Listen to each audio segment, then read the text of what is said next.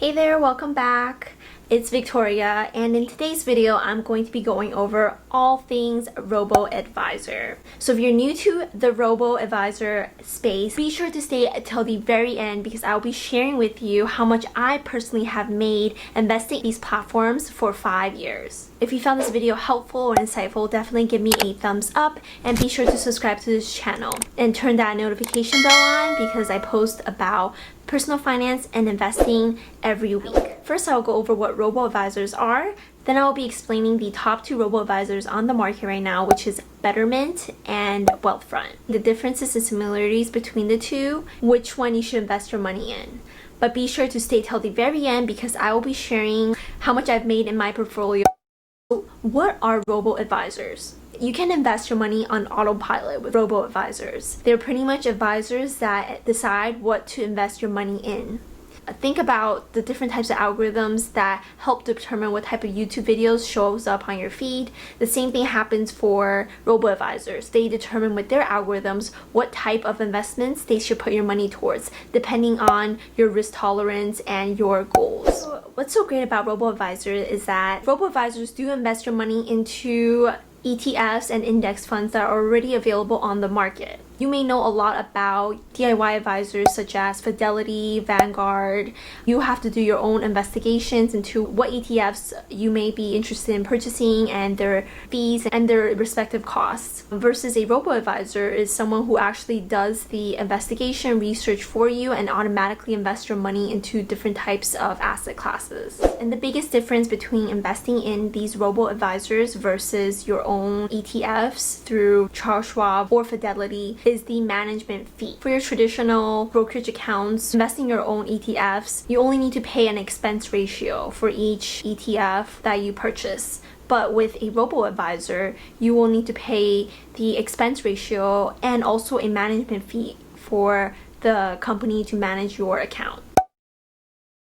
So generally speaking, robo-advisors are great for anyone who is one, new to investing in ETFs and index funds and really have no idea about what's available on the market. That's also where I started off, not knowing anything about ETFs and index funds.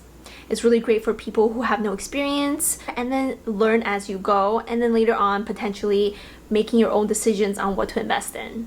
It's also good for people who have money and want their money to be invested passively. It's a really great way to not do any work and just put your money into an account and have that build the dividends. And also deciding on how to lower your risk in your investments and build a really great portfolio for you. Now I'll be going over the 2 robo-advisors, which is Wealthfront and Betterment. Now both of these have really great reviews and have been on the market for a very long time. Both of them are very similar in many aspects. For example, they're best for hands-off investors or people who don't want to know exactly what stocks or ETFs they're investing in. And they're best for goal-based investing because they allow you to set a goal and then help determine what types of investments you should make in your portfolio. Now, for both Betterment and Wealthfront, the management fee is 0.25%. But what's better about Wealthfront is that if you have accounts that are under $5,000, you have $0 in management fees. Versus a Betterment, which is 0.25% for all accounts that are managed by them. Wealthfront and Betterment offer different types of accounts, such as Roth IRAs and individual taxable accounts. But what's so great about Wealthfront is that they also offer a 529 plan, which is a savings account towards sending your kids to college. This is something that Betterment does not offer. Both of the companies offer a high yield savings account, which is really great for holding your money if you don't want to invest it immediately into the robo-advisors.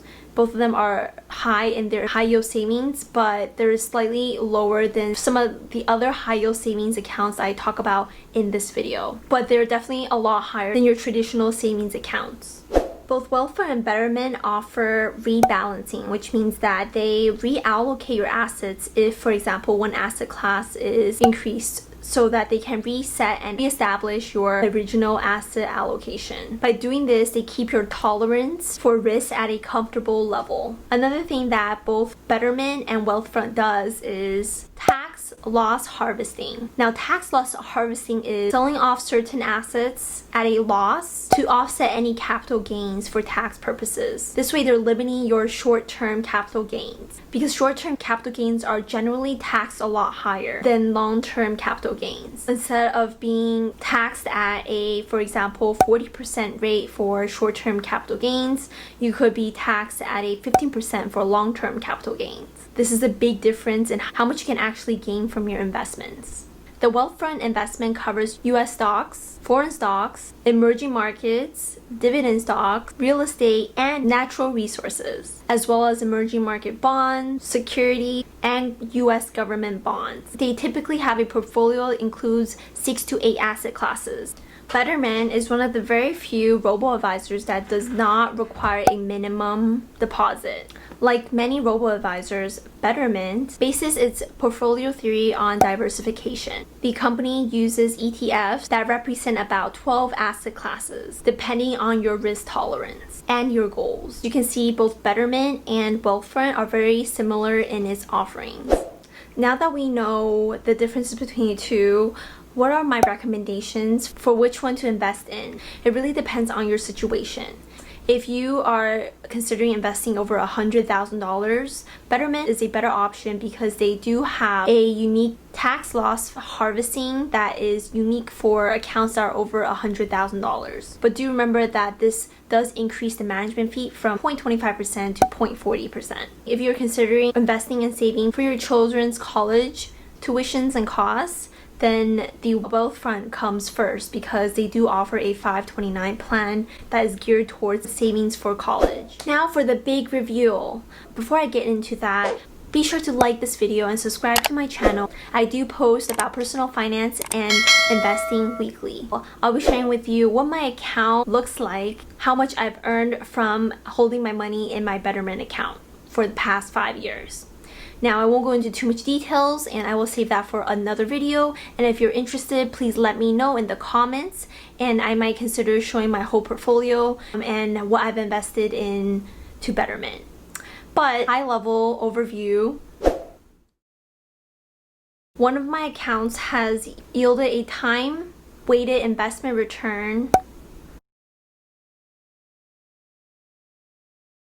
and for my other account, I have yielded a time-weighted investment return of, now that's a lot.